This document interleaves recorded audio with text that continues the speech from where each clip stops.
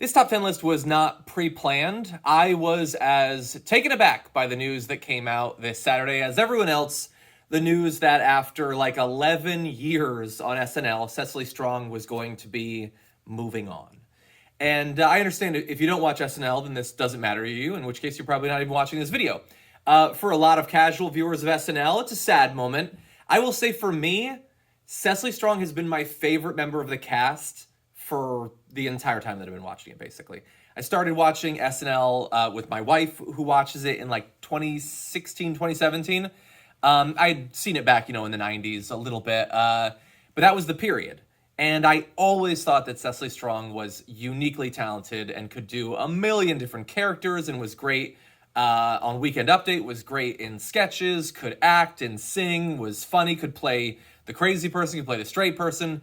And so I thought I wanted to take this top 10 list to just look back on her years on SNL and talk about my 10 favorite characters and sketches that she did. It's mostly on the recurring characters. She did a million great sketches that deserve to be on here. I'm just going to mention a couple specific sketches that weren't recurring characters just because they were very special, but you could do a top 50 list. She was in over 200 sketches. And so that's where I'm at. Let me see if you disagree, if there's anything that I'm missing here. But number 10, I'm going to start off with the Singing Sisters. This is not one of her recurring characters, although she did just appear in a second version of this. So the Singing Sisters was a sketch that she did with Amy Adams and Kate McKinnon, where they were raccoons that had a Christmas wish to kiss a man and sing songs. And so they turned into women for one Christmas. And at this point, you probably remember which one it is. Anyway, it was hilarious. She got to do she always wants to sing in sketches. And this was one of my favorite times because the song was nonsense. She got to say amazing lines like, and then we get to yum yum garbage. And it was just bananas. It didn't make any sense, really. You don't really understand what's happening until later on. It's one of the few sketches where you get to see her with Bobby Moynihan because, he didn't last that much into her time on the show. So I've just always loved that one. I thought that it was this weird thing that up until just a week ago existed wholly on its own, and I loved it. Number 9 is recurring character. Oh, no, sorry, this is another individual sketch. Girlfriend's Game Night. So Bill Hader is her elderly boyfriend, and they are trying to conceive, and they have to take the opportunity when it presents itself, and it presents itself in the middle of a girlfriend's game night.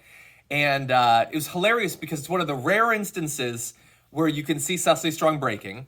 She's very controlled about breaking, but you can see her biting her tongue to not laugh at what Bill Hader is doing. Bill Hader was amazing. She got to do a sketch with Aidy and Melissa. Melissa's got some funny lines in there too. Heidi as well.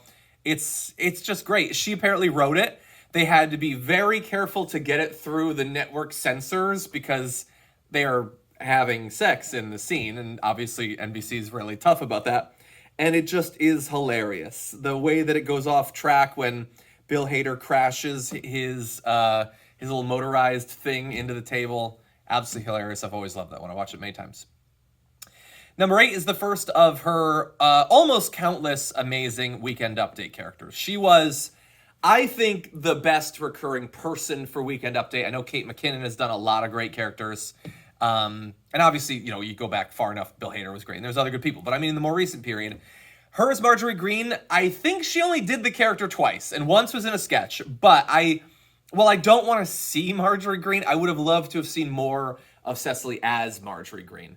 You get to have her talk about her enthusiasm for science. She talks about God. She talks about feminism.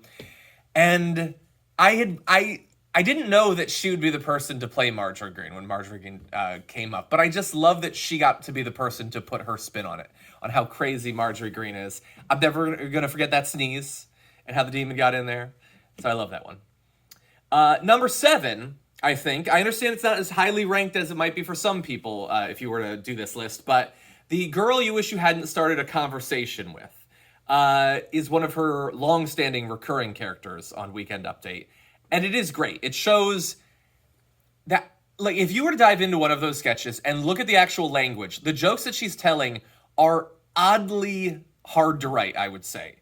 She has to say things that ostensibly kind of make sense, but are twisted in a way, and that is so difficult to do. And she got to comment on a lot of interesting social stuff. That's a through line on many of her characters here. It was just a great, funny, recurring character. They did it a few times. I wish they'd brought it back more recently. I would have loved to have had her recur.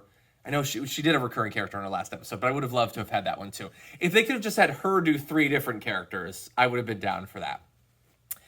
Anyway, number 6 is going to be, I don't know if there's a name for this recurring sketch, but I'm calling it the Not Porn Stars Anymore.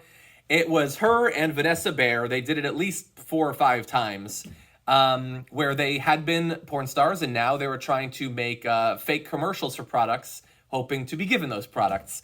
And Cecily, I think, defaults to very big, over-the-top performances. But in this one, it's a much more restrained, sort of tranquilized approach, but still very funny. She got to be very subtle in her humor.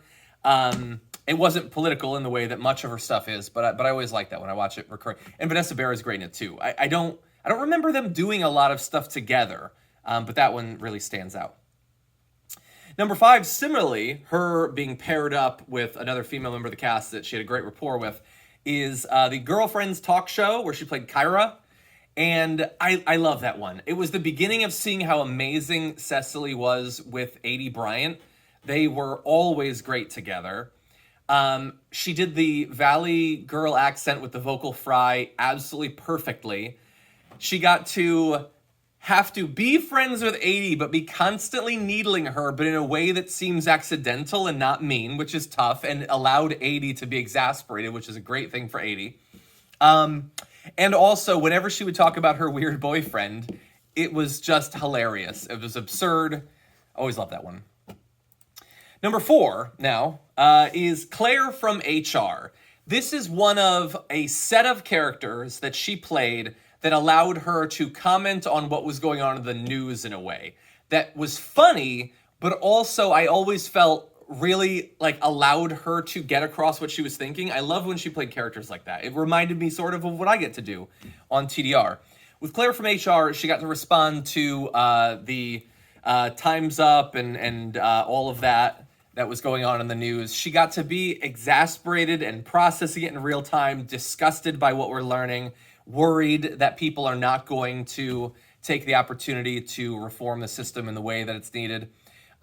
She predicted a lot of how little actually would come out of it in the sketch, and at the same time, it was hilarious. She plays exasperated very good, just like Bryant. Number 3, similarly, is Goober the Clown. This was from earlier this year, and this was her response to what at that point was the promised destruction of Roe v. Wade. She was Goober the Clown, who had had an abortion back when she was 25.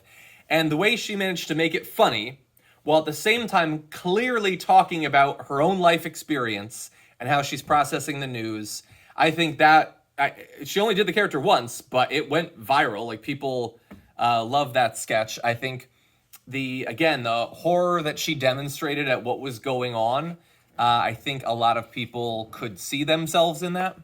And so Goober the Clown was great. Love that one. Actually put up an Instagram post about that back in the day. Number 2 is the last recurring, or no. There's 2 more. This is similar to Goober the Clown and Claire. It was often her responding to political news. Often it would be about something about QAnon or the insurrection or something to do with MAGA. And that is Kathy Ann, the woman who's always yelling outside Michael Che's window. Almost every episode of the past couple of years, I have gone into it hoping that I would see Kathy Ann, because you could just tell how much fun Cecily was having playing Kathy Ann. Kathy Ann doesn't give a fuck about anybody. She's going to tell you what she thinks. She understands who she is, and she doesn't try to hide it. And she has, while being crazy, unbound by reason and logic, has a great read on what's going on. There aren't a lot of she's not a right-winger, but who's supposed to sort of mimic that thought process and present their views a little bit. But Kathy Ann's a good example of that, of the attempt to show an outsider's perspective on the news. And she did a great job in that role many times. There's a lot of Kathy Ann's. By the way, I just remembered one that I missed that would probably be on here. I'm going to give that an honorable mention in a moment. But the number one, and it isn't that it's my favorite. I love her as this character. I would put it in the top 5. But Francesca Fiorentini, who couldn't join me for today, she suggested this as what would have been her number 1. And so combined, it has to be there. And that is Janine Pirro. I don't know that Cecily has ever had as much fun as she's had playing Janine Pirro. Getting to just be drunk off her ass on Pinot Noir, ranting about the news, throwing the drink in Colin Jost's face. It was just always hilarious. She had the great sketch from the end of last season that everyone thought was her going away thing, where she sang in a gigantic vat of wine. It was always great. And it wasn't just a Weekend Update thing. Of course, she also did it in full sketch form many times. She did great impersonations of a number of people. Carrie Lake and Rachel Maddow. I mean, just endless people, really.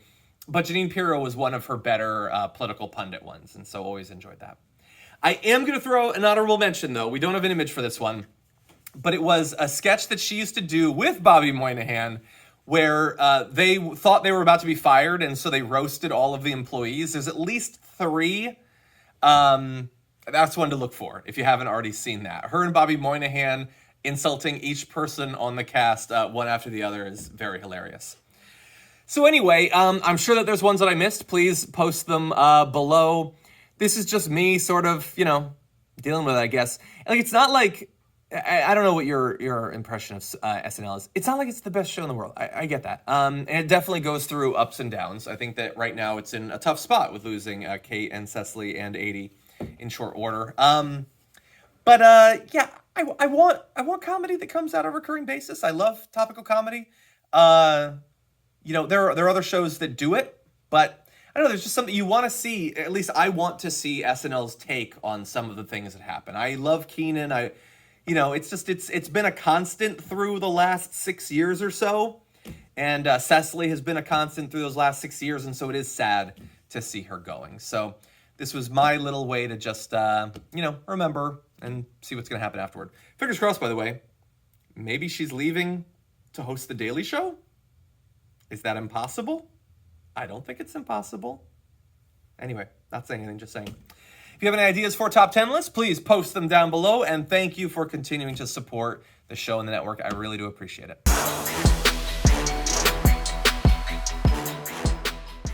Check out the Damage Report podcast each day, wherever you get your podcasts, whether Pocket Casts or Stitcher or iTunes. You can join me as I give you the news and stories you want, with a range of co-hosts and interview guests jumping in on the fun each day. Again, that's the Damage Report, wherever you get your podcasts. And if you get them at iTunes, don't forget to rate and review. Sometimes I'll read them live on the show.